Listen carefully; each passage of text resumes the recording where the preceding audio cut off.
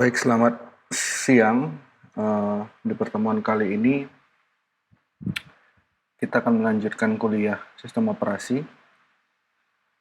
Sempat saya tanya kemarin ke ketua kelas, ke Dimas dan Jul Farhan terkait apakah kuliah mau diadakan secara video conference, tapi hasilnya tidak, maka saya buat screen record lagi.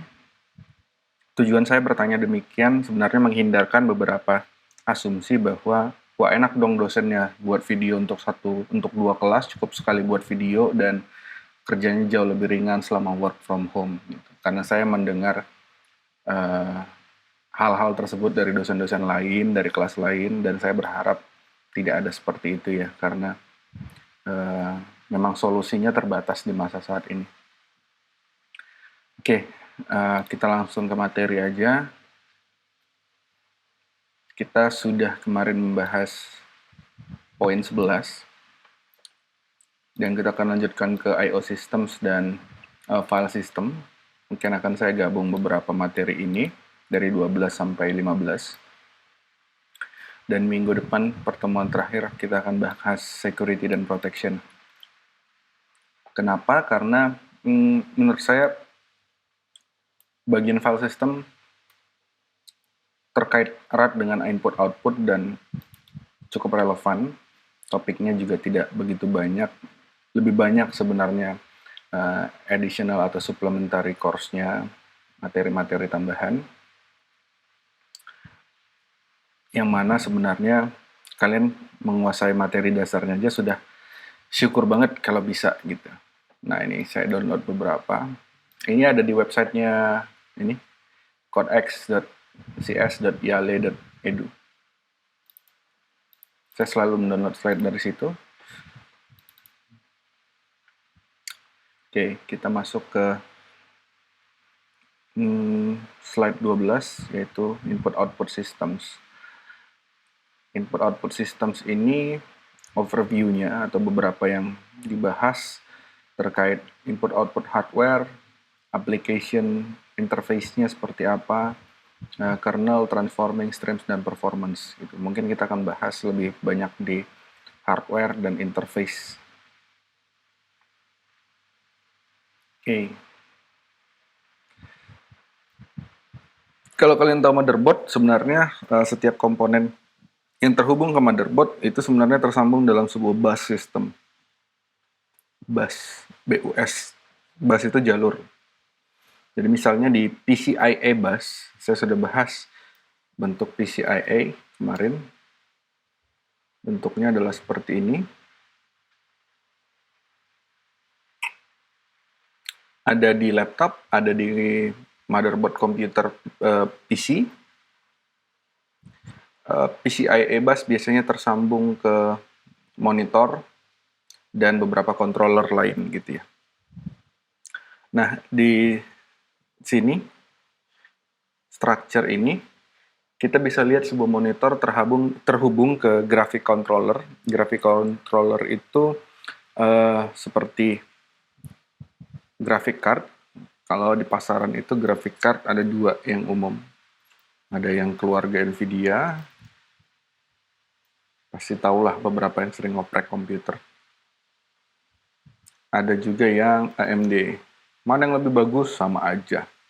Ya, bahasa marketing aja sering menabrakkan kedua hal ini, sering diadu, padahal sih sama aja. Lalu masuk ke PCI Express Bus untuk bisa terhubung ke prosesor, ke memori, ke cache, ke bidang-bidang bagian-bagian lainnya gitu. Ini typical bus structure pada umumnya. Ini SAS controller nih yang mengontrol disk, ada hard disk, ada NVMe mungkin di sini, gitu ya. Nah biasanya di setiap hardware itu ada port. Apa itu port? Kita googling ya. Kata kuncinya port in hardware, komputer hardware.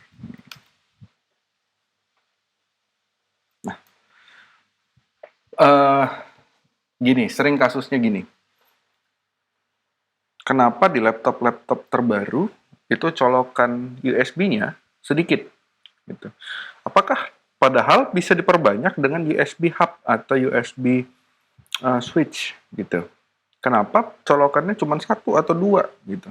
Di MacBook yang terbaru itu cuma satu. MacBook yang lama malah dua, paling banyak tiga gitu.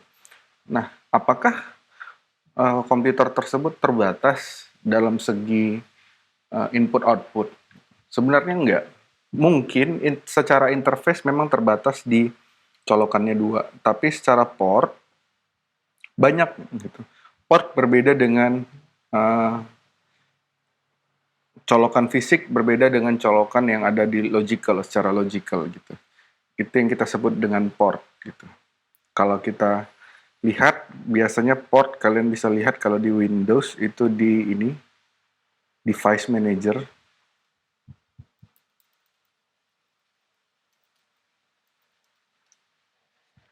Seperti ini ya. Kalian dari start menu langsung ketik device manager, nanti akan kelihatan port-port yang ada di laptop kalian, di komputer kalian. Kalau di Linux atau di Mac biasanya menggunakan terminal command.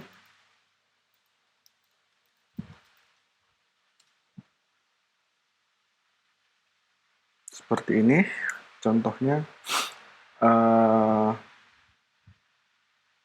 Saya lupa komennya kalau di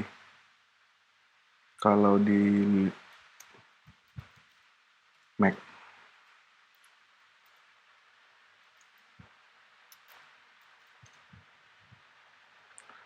Kita search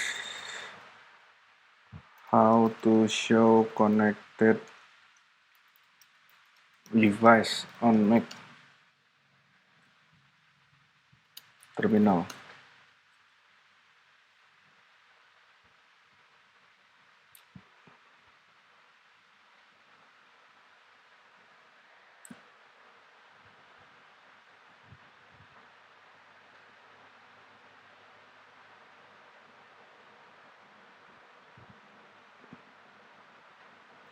Bisa pakai disk util list. Nah gini ya.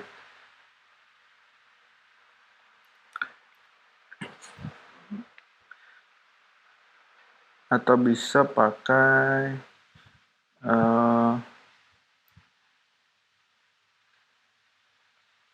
ini mungkin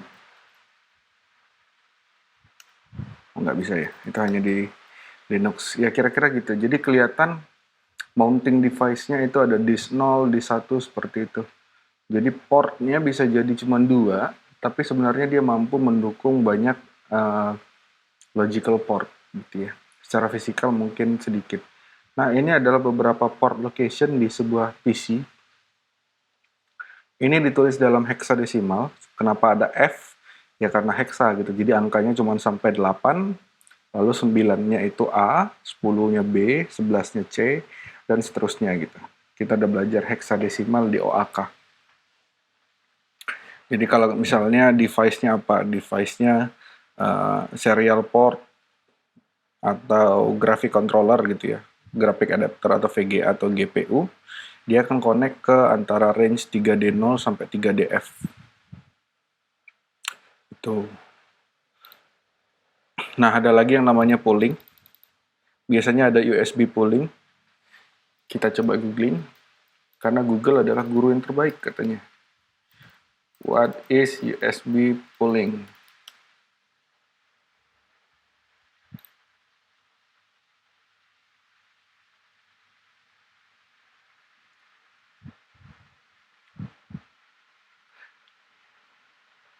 Nah, USB pooling mechanism itu atau USB pooling itu sebenarnya adalah mekanisme untuk melakukan sinkronisasi gitu ya. Apakah sinkronisasi tersebut diperlukan atau tidak? Tahapannya seperti ini. Menunggu status register sampai 0, lalu host atau komputer mengeset apakah dia mau membaca atau menulis. Membaca berarti copy dari luar ke dalam, atau menulis dari dalam keluar gitu. Lalu di set komennya menjadi ready dan dilanjutkan dengan controller yang mengambil alih. Controller mengeset statusnya sebagai busy lalu melakukan transfer. Setelah selesai transfernya, controller menghapus status busy-nya dan mengembalikan ke ready. Itu namanya pooling. Pooling itu adalah tahapan awal lah, kira-kira bagaimana perangkat di luar komputer yang lewat dari input-output untuk bisa berkomunikasi dengan komputer. Gitu. Lain halnya dengan interrupt. Ya. Interrupt itu adalah sebuah sinyal pemicu terjadinya input-output. Itu kita udah belajar di OAK. Misalnya gini, CPU menginisiasi sebuah I/O, lalu I/O telah diinisiasi, lalu dari I/O controller mengirimkan sinyal input ready, output complete, atau menggenerate sinyal error, lalu CPU menerima interrupt tadi, meneruskannya ke interrupt handler memproses data dan mengembalikan interrupt-nya gitu. Lalu setelah misalnya kan di sini kan setelah input output kan misalnya proses copy file ya dari external disk atau dari disk ke RAM gitu. Nah, setelah selesai kan prosesnya maka akan diberikan interrupt handler yang menyatakan bahwa filenya udah berhasil di copy gitu. Sehingga CPU-nya nanti bisa melanjutkan pekerjaannya. Itu siklusnya interrupt. Dan setiap I/O itu punya latensi. Latensi itu adalah jeda dari setiap proses input output. Kira-kira gitu. Nah, satu lagi. Ini juga penting nih, direct memory access. Nah, daripada menggunakan jalur input output, jadi input output itu kan punya controller juga di ujungnya. Di USB punya controller,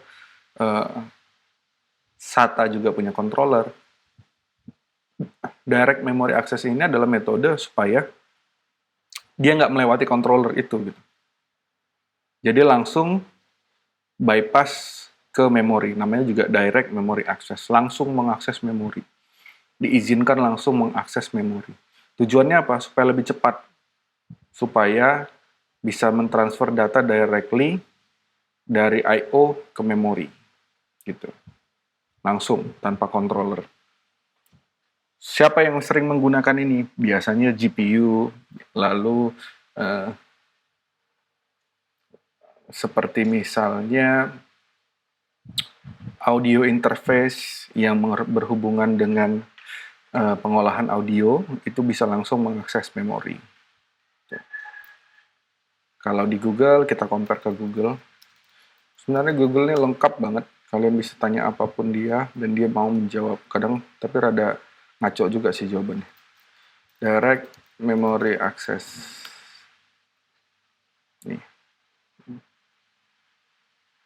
Nih, lihat aja definisinya. Sebuah fitur dari sistem komputer yang mengizinkan hardware untuk langsung akses memori secara independen tanpa melewati controller. Gitu. Jadi kalau di sini kan, kalau di ini kan ada controllernya nih. Monitor terhubung lagi ke controller, hard disk terhubung ke controller, lalu dan lain sebagainya, ini pasti ada controllernya gitu. Jadi dia bisa langsung dari misalnya dari disk langsung menuju memori tanpa melewati controller. Nah, ini dia.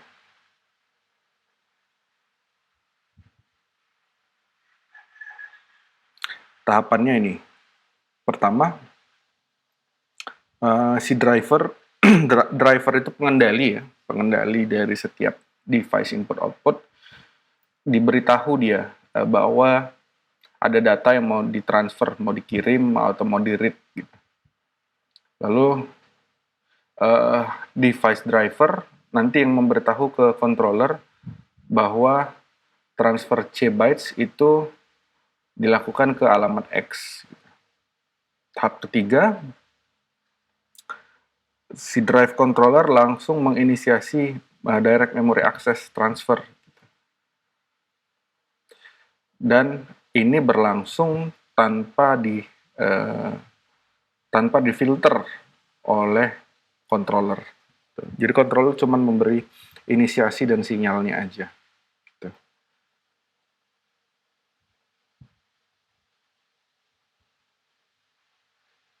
Oke. Yang penting lagi dari sini,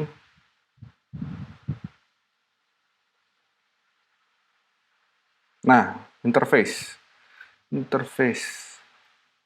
Saya sudah bahas beberapa kemarin.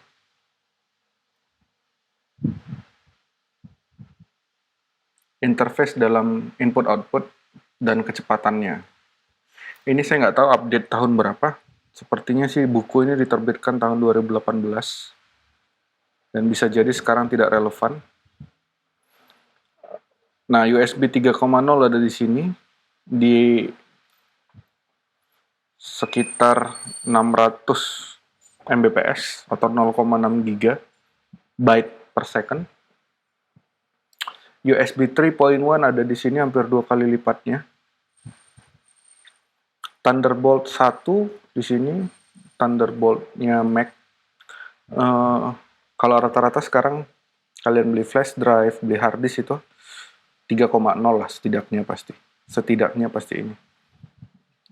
Lalu sekarang yang tercepat itu ada PCI Express generasi 3. Ya, ini masih paling cepat sekarang. PCI Express, tapi kalau untuk eksternal biasanya USB 3.1 itu yang umum ya, atau Thunderbolt 3. Thunderbolt 3 itu kalau kita googling yang bentuknya USB-C itu data rate-nya 40 GB per second.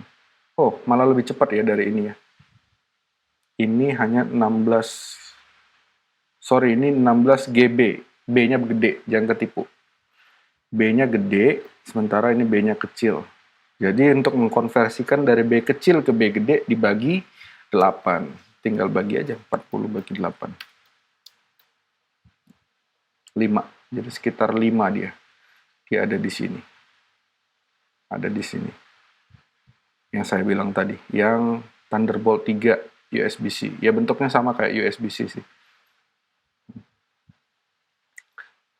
Tapi teknologi di dalamnya bukan cuma sekedar USB-C itu kan konektor ya. Tapi kan teknologi di dalamnya beda. Ini Thunderbolt 3 yang digunakan di Mac. Dia bisa menghantarkan grafis, lalu data. Yang anehnya lagi bisa mengantarkan power. Jadi satu colokan bisa untuk nyolok charger, bisa untuk nyolok monitor, bisa untuk nyolok speaker, bisa untuk nyolok USB drive, untuk copy file, bisa untuk nyolok HP, untuk transfer data, untuk printer segala macam gitu. Jadi satu colokan bisa semua. Kecepatannya tadi 5. Kalau setelah saya bagi dengan 8. 100 GB Ethernet, ini Ethernet itu tahu ya, kabelan. Seperti ini, kabelan biasa. Tapi yang 100 GB ini saya belum pernah pakai. Karena di 1 GB pun sudah cepat gitu.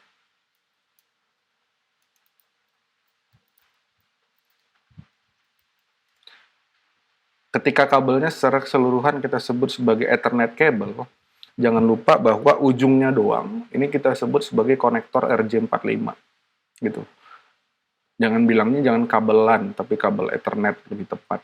Dan konektornya RJ45. Jangan keliru.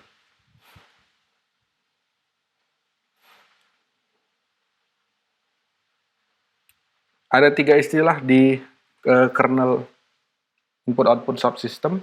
Ada yang pertama ada caching. Caching itu menahan sebagian data, menahan sebagian untuk supaya bisa prosesnya lebih cepat dan seperti buffering nih. Jadi dia ada bagian yang menampung data untuk ditransmisikan gitu. Ada spooling biasanya di printer, tadi sudah dibahas. Spooling itu kalau kamu ngeprint, kamu bisa ngeprint sekali banyak dari Word, Excel, PowerPoint, tapi tetap yang keprint satu gitu. Makanya device-nya can serve only one request at time. Sisanya, antrian yang lainnya ditahan oleh si spooling system yang ada di komputer kamu. Gitu. Lalu ada device reservation, itu exclusive access untuk salah satu device. Jadi device yang sudah akan sering digunakan di reserve portnya, konektornya gitu. Oke. Sisanya saya rasa bisa kamu baca sendiri. Ini kecepatan storage. Sudah saya bahas minggu lalu, intinya adalah NVMe pasti jauh lebih cepat daripada hard disk. Itu ya. Oke, kita lanjut ke chapter 13. Ini saya close dulu. Lanjut ke chapter 13 terkait file system interface. Outline-nya di sini ada beberapa seperti konsep sebuah file, method access, disk directory, mounting, dan lain sebagainya. Kita bahas dari file attribute dulu. Ini gampang sih sebenarnya. Kalian semua pasti pernah lihat file. Kalian klik kanan, kalau di Windows itu property, kalau di Mac atau Linux get info. Nah, ini kan ada tampilannya nih. Apa aja sih ini gitu. Pertama ada name, nama file gitu ya. Identifier itu unique tag-nya yang mengidentifikasi file sistemnya seperti apa. Lalu tipe filenya seperti apa, JPEG, DOCX, PDF, JPEG, PNG, dan lain sebagainya. Location-nya di mana? Location itu ini directory-nya. Size-nya berapa? Size-nya ukurannya di hard disk ya. Dia memakan berapa banyak size. Seperti ini. Lalu protection-nya seperti apa? Protection-nya itu permission biasanya. Kalau di sini nih permission. Ada read write, read only, ada no access, nanti kita akan bahas lebih lanjut. Lalu time, date, and user identification. Dibuat kapan, dimodifikasi kapan, lalu oleh siapa gitu ya. Ya, setiap file punya atribut lah, kita tahu. Nah, operasinya apa? Ada yang open. Kalau open itu read ya. Kalau save itu write.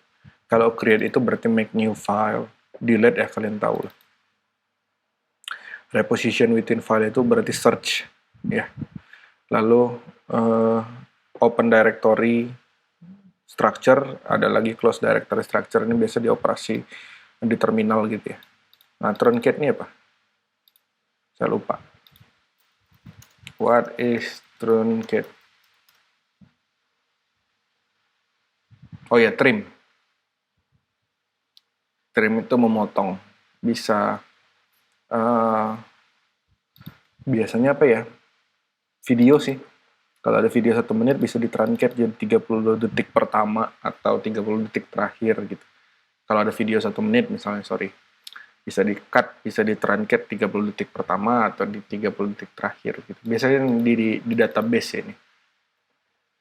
Jarang untuk di file explorer atau di file manager itu jarang. Proses untuk mengopen file gitu ya. Pertama dia akan buka open file table-nya untuk mencari di mana filenya, lalu file pointer mengarah ke situ. Lalu ada variabel lagi terkait sudah berapa kali dia dibuka, akses right-nya seperti apa, ini akan penting banget nanti kita bahas di akhir.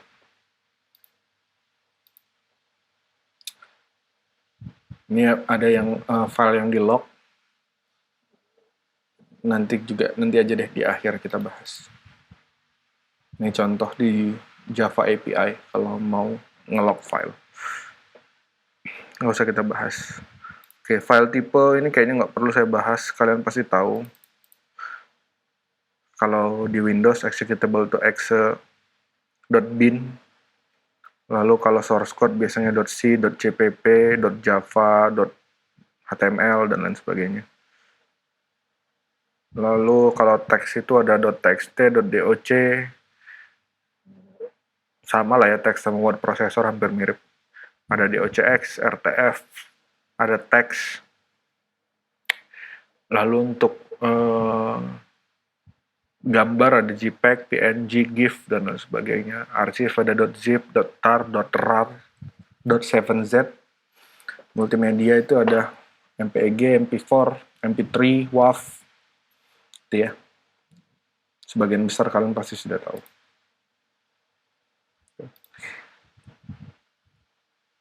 Nah, untuk sequential access, dalam sebuah file itu tidak bisa membaca mundur atau menulis mundur. Bisanya ke depan. Jadi kalau dia current positionnya di sini, dia mau membaca yang ini, dia harus rewind dulu ke belakang bagian filenya, baru melakukan proses read. Proses read itu satu arah dari kiri ke kanan. Juga proses write. Sama. Nih, sequential access. Read next, write next, lalu reset kembali ke titik awal.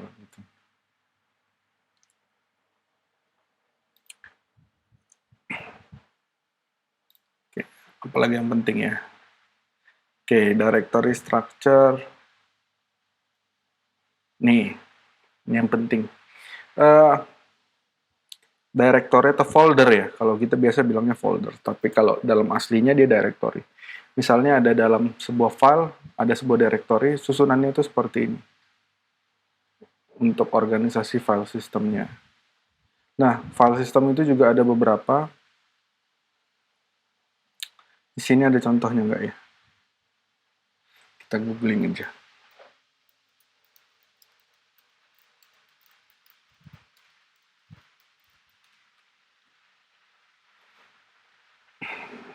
Ya, sedikit banyak harus tahulah beberapa file system. Misalnya, oh ini nggak ada tabelnya. Yang umum-umum aja, saya bahas.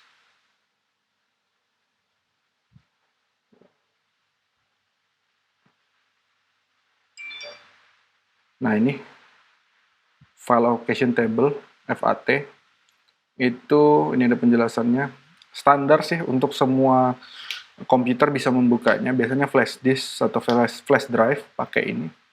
FAT, ada FAT 12, 16, 32. Ini angka 12, 16, 32 ini besar tabelnya. Gitu ya. Lalu ada NTFS di Windows, New Transmission File System kalau nggak salah. Mana dia kepanjangannya?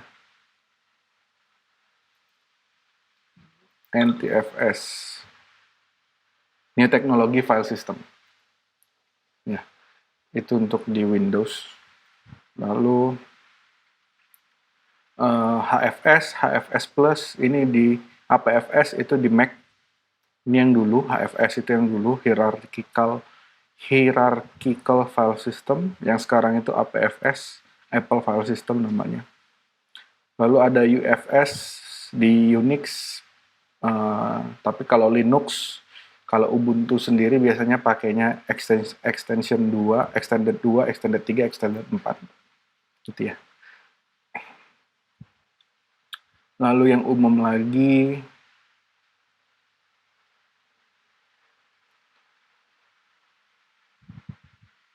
tadi macOS pakai APFS, lalu BSD Linux itu pakai ZFS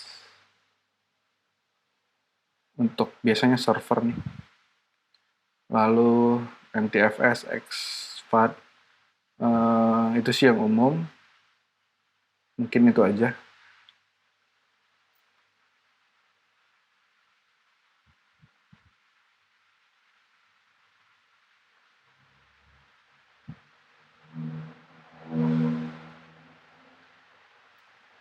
Nah, ini mounting device.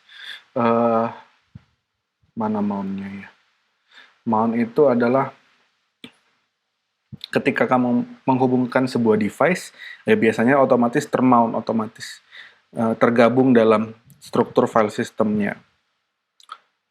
Proses mounting itu intinya adalah gini. Ketika sebuah input output dihubungkan ke dalam sebuah sistem, ke dalam sebuah komputer, dia harus di-mount terlebih dahulu supaya tergabung dalam struktur file yang ada di komputer tersebut supaya bisa diakses. Termasuk ketika dia di-mounting akan dilakukan proses indexing. Proses indexing itu penelusuran sampai ke unsur terkecil, sehingga kamu bisa melakukan operasi seperti search, lalu go to, kalau kamu pernah pakai go to di Windows Explorer, itu diawali dengan proses mount. Nih, a file system must be mounted before it can be accessed. Setelah selesai di mount, kalau kalian biasa eject flash disk ya, flash drive, kalian klik kanan eject, nah itu sebenarnya proses unmounted. Gitu. Jadi proses mounted dan unmounted itu artinya proses menghubungkan file system, sebuah file system di device lain kepada sebuah komputer. Gitu ya.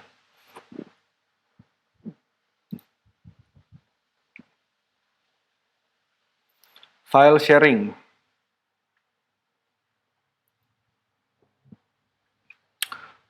File sharing itu kalau di sini sih menggunakan bisa pakai network, pakai FTP, file transmission protocol. Jadi sebuah protokol yang di jaringan, tujuannya untuk mengcopy file.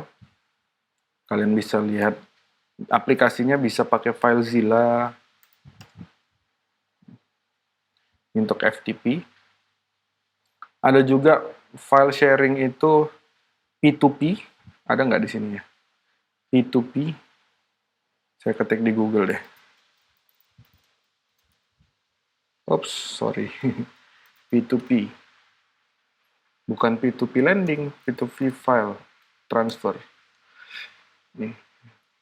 Berbagi berkas peer-to-peer. Contohnya ini. Jadi dia filenya tidak ada di satu server gitu. Kalau satu server, kalau misalnya kalian filenya ada di server, kan kalian tinggal request sebagai klien. Tapi di peer-to-peer itu filenya dimiliki setiap orang. Misalnya kamu download film ya, download film A gitu. Kamu sebenarnya download dari komputer ini ke tempatmu. Nah, setelah kamu download di komputermu, file yang kamu download itu juga sedang diambil oleh orang lain gitu loh. Kalau mau tahu contoh prakteknya, ya ini, Pirate Bay, torrent. Kalau dalam torrent kan kamu pasti melakukan seed dan misalnya kamu search nih of Windows 10 gitu ya. Biasanya crack-crackan kan di-share di sini. Ada istilah seed, SE itu seed dan leech gitu ya. Kalau seed itu artinya file ini, file Windows 10 Pro ini ada di 3.303 komputer sedang ada di komputer tersebut. 142 ini orang yang sedang mengambil gitu. Jadi kalau Anda mengambil file ini, lalu file tersebut masih tersimpan di folder download Anda misalnya, maka jumlah seed-nya akan bertambah jadi 3304. Gitu. Anda mendownload sekaligus juga di-download sama orang lain. Kira-kira gitu prosesnya. Makanya kalau software bajakan tuh lebih banyak pakai P2P. Kenapa? Karena tidak tersentralisasi, tidak ada servernya. Jadi siapa kalau ada yang mau diduga penyedia file ilegal gitu, tidak ada yang menyediakan karena semua orang punya dan semua orang saling mendownload dan mengupload gitu. Jadi sulit untuk disalahkan. Itu ya P2P. Nggak ada tapi di sini. Sisanya ya sharing file pasti paling sering kalian pakai apa? Google Drive, kirim via WhatsApp, copy dari flash drive orang lain gitu. Ada client server model, ada yang networking, ya sama lah. Intinya seperti itu. File sharing. Nah, untuk protection, setiap file punya variabel protect seperti ini. Read, write, execute. Read itu tidak boleh boleh atau tidaknya dibaca, boleh atau tidaknya ditulis, boleh atau tidaknya dijalankan, dieksekusi, boleh atau tidaknya di delete, dan lain sebagainya gitu. Penulisannya yang penting seperti ini. Saya buka Sublime dulu. Misalnya ada sebuah file. Biasanya ada kodenya nih, 761 dan lain sebagainya. Kode ini sebenarnya adalah kode namanya kode chmod sih kalau di Linux. Misalnya ini 761. Kenapa dikasih nama 761 gitu? Ingat selalu ini, RWX. Jadi dia terbagi dari tiga possibilities. Read, write, execute. X-nya execute. Read, baca. Write, tulis. X, execute atau jalankan. Dan di tiga grup berbeda. Pemilik, grup tertentu gitu ya kalau di Linux, atau public. Sama lah kayak Google Drive. Bisa di private only for you, only for mereka yang punya link, dan public gitu ya. Misalnya kenapa 761 ini seperti ini gitu. Seperti membacanya gimana sih dari 761 menjadi hak akses gitu. Kita breakdown dulu 761 gitu ya. Kita breakdown dulu 7 ini adalah hak permissionnya dari owner, pemilik owner. Si 6 ini hak permission dari grup gitu ya. Lalu 1 itu adalah hak permission dari public, semua orang. Oke, balik ke nomor 7 dulu. Kenapa nomornya 7? 7 itu kalau kita breakdown di bilangan biner, bilangan boolean dengan sistem maksimal 3 bit XXX gitu ya. Maka kan maksimalnya sebenarnya 111. 111 itu kan sebenarnya 1 kali 2 pangkat. Kalau dari kanan nih ya, ini kan 2 pangkat 0. 2 pangkat 1, 2 pangkat 2 gitu.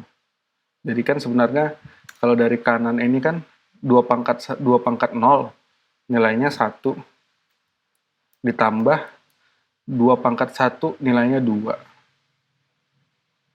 ditambah ini kan 2 pangkat 2 nilainya 4,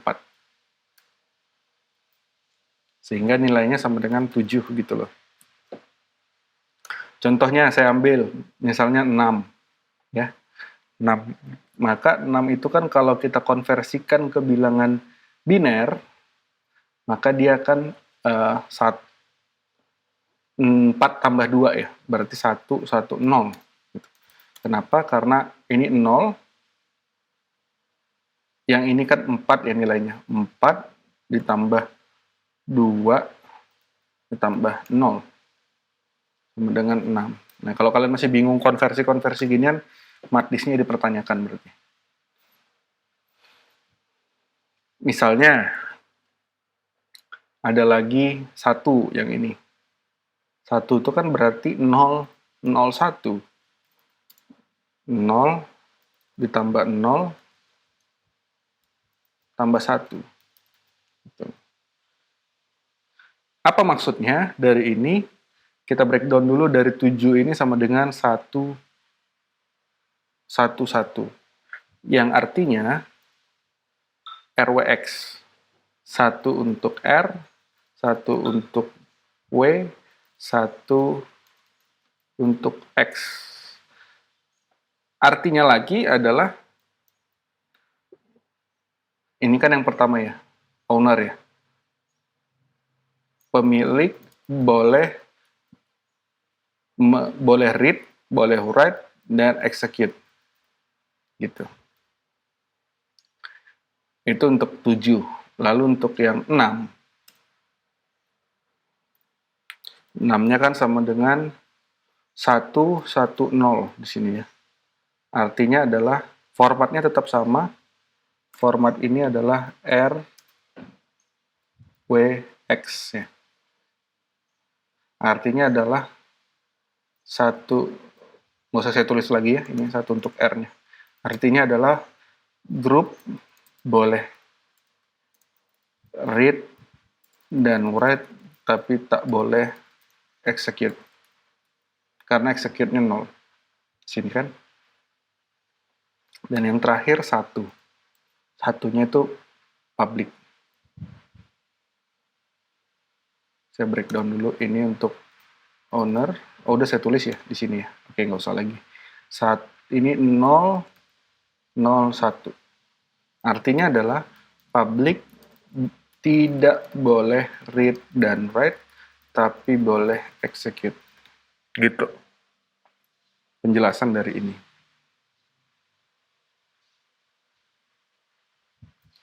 Format untuk merubahnya kalau di Linux di terminal pakai chmod. Contoh lain lagi, saya ambil lagi contoh lain. Ada hak permission dari file foto.jpg, ada jangan foto deh. Virus.exe gitu ya. Adalah 553 gitu. 553. Apa artinya 553? Itu ya. Apa artinya? Nah, seperti itu. Kita breakdown lagi. 5 untuk pemilik atau owner, 5 untuk grup, 3 untuk public. Baru kita breakdown. 5 itu punya bilangan biner yang dihasilkan dari,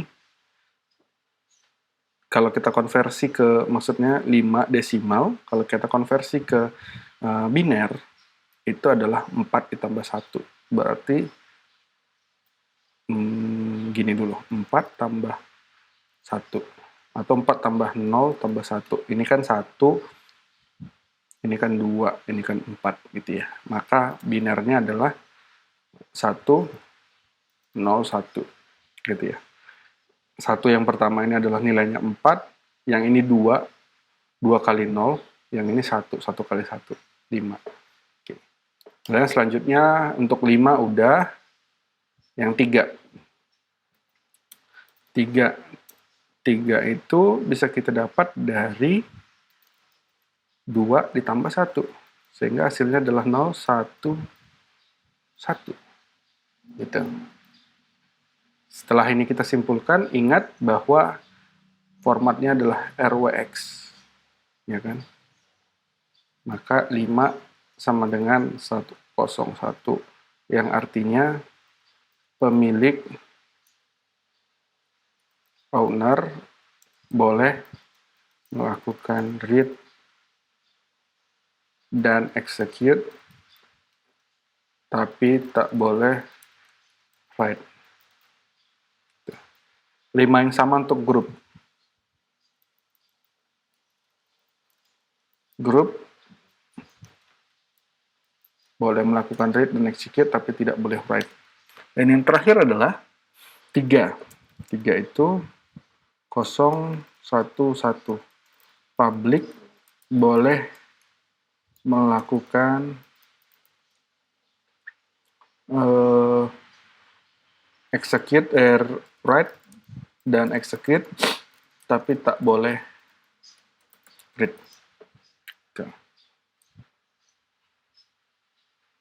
Bisa juga format 553 ini diubah menjadi format seperti ini. Mana dia? Formatnya jadi gini. Untuk 5 itu kan R, X, read dan execute aja nih. Jadi RX, untuk ini adalah WX. Misalnya kita coba di 761. 761 itu sama dengan